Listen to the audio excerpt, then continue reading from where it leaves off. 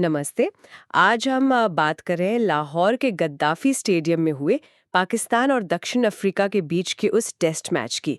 काफी रोमांचक रहा ये मैच। हाँ बिल्कुल। काफी बातें हुई इसके बारे में। पाकिस्तान ने ये मैच 93 रनों से जीता है और इसके साथ ही 2 मैचों की सीरीज में 1-0 की बढ़त भी बना ली है।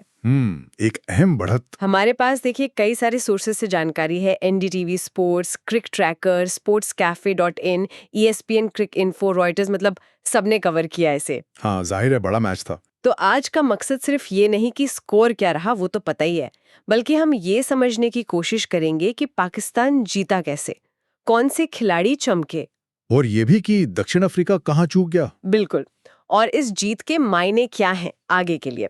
तो चलिए थोड़ा गहराई से देखते हैं इस मैच को। तो सबसे पहले स्कोर पर एक नजर डाल लेते हैं जल्दी से। पाकिस्तान ने पहले बैटिंग की, पहली पारी में बनाए 378 रन। हाँ, ये एक अच्छा सॉलिड स्कोर था पहले दिन के हिसाब से। फिर दक्षिण अफ्रीका ने जवाब दिया, पर वो 269 रन ही बना पाए अपनी पहली पारी में। मतलब पाकिस्तान को मिली 109 रन की लीड, जो कि काफी जरूरी साबित हुई बाद में। हाँ बिल्कुल। फिर पाकिस्तान की दूसरी पारी आई और उसमें थोड़ी लड़खड़ाहट दिखी। सिर्फ 167 रन ही बना पाए। ये थोड़ा चिंता का विषय रहा होगा उनके लिए उस समय। लेकिन वो पहली पारी की बढ़त काम आ गई। दक्षिण अफ्रीका को टारगेट मिला 277 रनों का। चौथी पारी में 277 रन, वो भी लाहौर में, आसान नहीं होता। और हुआ भी वही। दक्षिण अफ्रीकी टीम 183 पर ही सिमट गई और नतीजा पाकिस्तान 93 रनों से जीत गया। बिल्कुल, ये 93 रनों की जीत सिर्फ एक स्कोर लाइन नहीं है। सीरीज में 1-0 से आगे होना, वो भी पहले मैच में, ये पाकिस्तान के लिए मतलब एक बड़ा मोरल बूस्टर है। और वर्ल्ड टेस्ट चैंपियनशिप का भी तो मामला है, हर पॉइंट जरूरी है। हाँ बिल्कुल, WTC के लिहाज से तो हर जीत, हर पॉइंट बहुत कीमती है।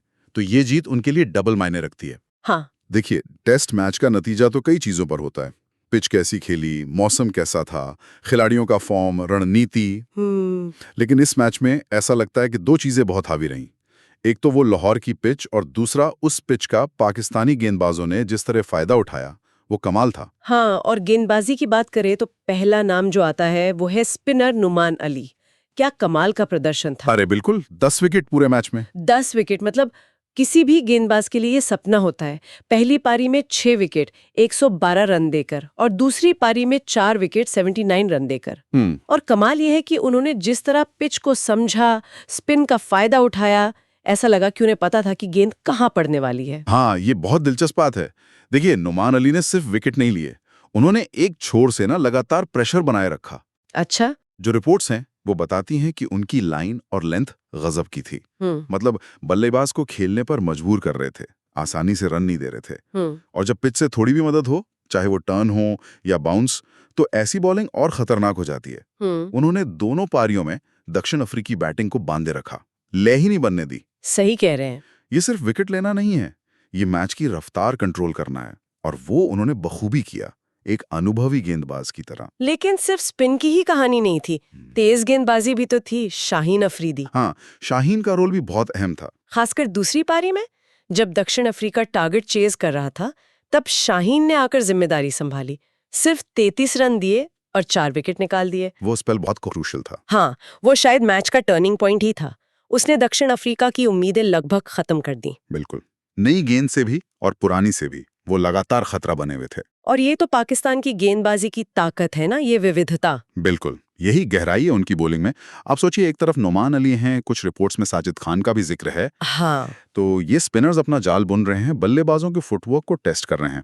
और दूसरी तरफ से शाहीन अफरीदी जैसा वर्ल्ड क्लास फास्ट बॉलर अपनी पेस, स्विंग, बाउंस से परेशान कर रहा है। तो ये जो कॉम्बिनेशन था पेस और स्पिन का, इसने दक्षिण अफ्रीकी बल्लेबाजों को सेटल ही नहीं होने दिया। कोई बड़ी पार्टनरशिप बनाने का मौका ही नहीं मिला ज्यादा। लगातार अलग अलग सवाल पूछे जा रहे थे उनसे। सही बात है। अच्छा, अब जरा पाकिस्तान की बल्लेबाजी पर आते हैं। वहाँ थोड़ी मिली-जुली कहानी दिखती है। हाँ, वो थोड़ा ऊपर नीचे रहा। पहली पारी तो बढ़िया थी, 378 रन बनाए, बहुत अच्छा एफर्ट था। इसमें इमामुल हक की 93 रनों की पारी वो नींव थी एक तरह से। बहुत अहम पारी, शतक से बस जरा सा चूक गए।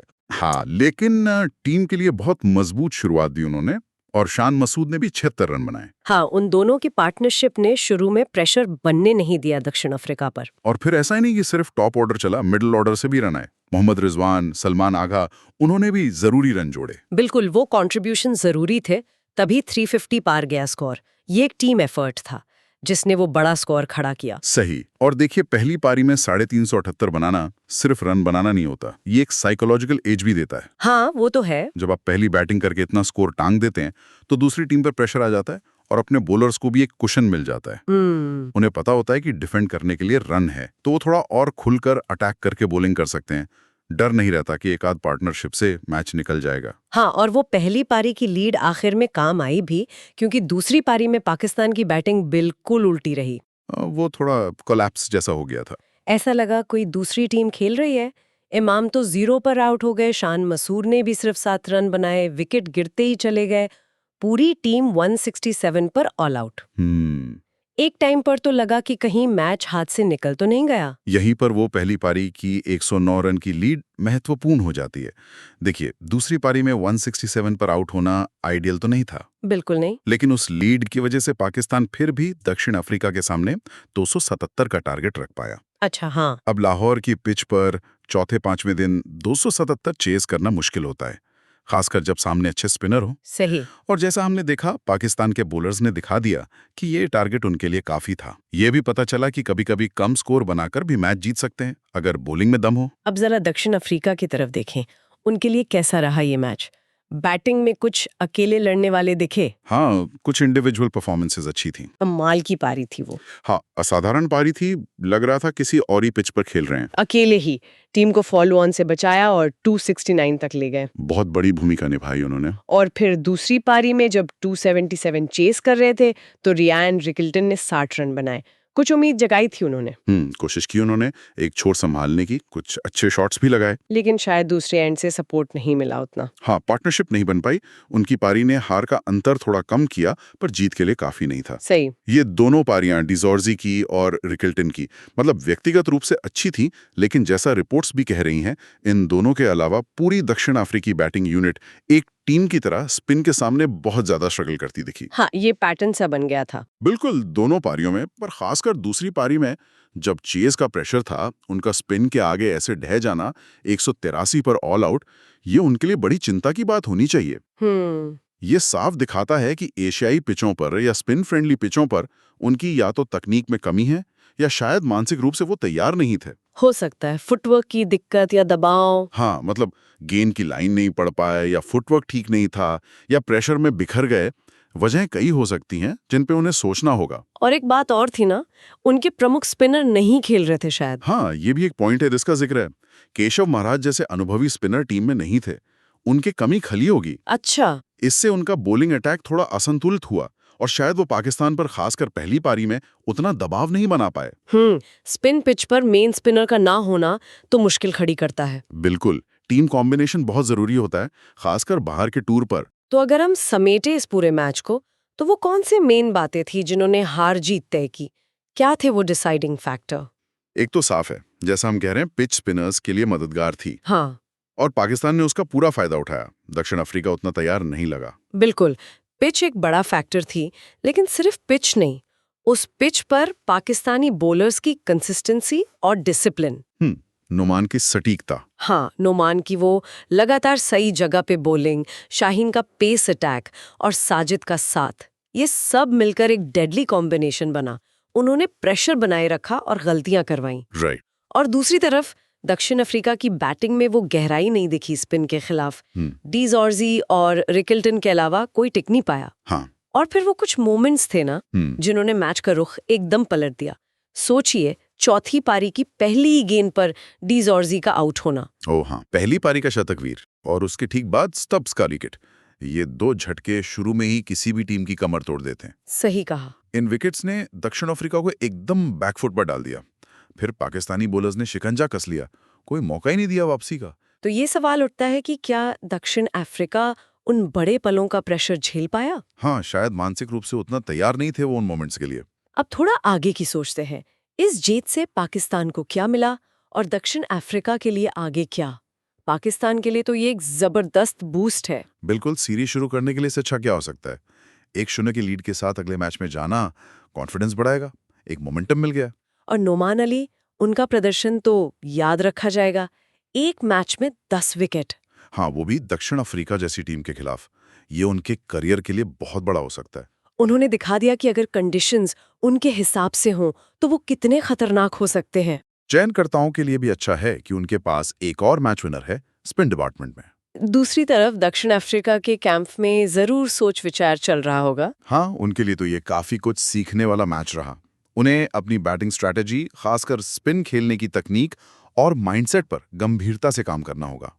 उपमहाद्वीप में खेलना है तो ये जरूरी है। बिल्कुल।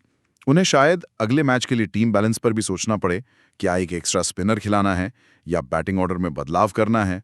ये सब सवाल होंगे उनके सामने। सही। और हाँ, WTC पॉइंट्स, ये जीत पाकिस्तान को टेबल में ऊपर ले जाएगी।